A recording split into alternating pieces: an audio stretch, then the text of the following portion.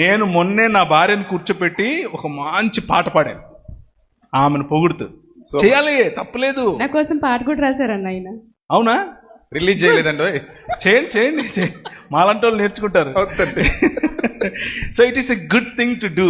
And ఇది spiritual. Let me add that.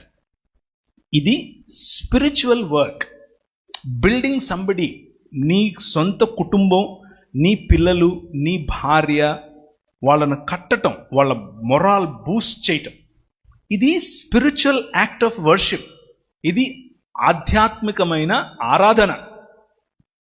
మీ భార్యను పొగిడేసేసినంత మాత్రం నువ్వేదో తప్పు చేసేస్తున్నావు, లేకపోతే విగ్రహారాధన కొంతమంది పద్దానికి తీసుకొస్తారు, విగ్రహారాధన చేసే కాదు. అది కాదు. నీ భార్యను పొగుడుతున్నావు అంటే నీ భార్యనే పొగుడుతున్నావు. పక్కింటి ఆమెను పొగిడితే ప్రాబ్లం, నీ భార్యను పొగిడితే ప్రాబ్లం కాదు. గుర్తుంచుకోండి ఈ విషయం. మీ సొంత పాపను పొగడండి, appreciate their beauty, look in to them. వాళ్ళలో ఉన్న టాలెంట్స్ గుర్తించండి. మన పిల్లల టాలెంట్స్ మనం గుర్తించకపోతే ఎవడో చిందుకు గుర్తిస్తాడండి, మనమే చేయాలి.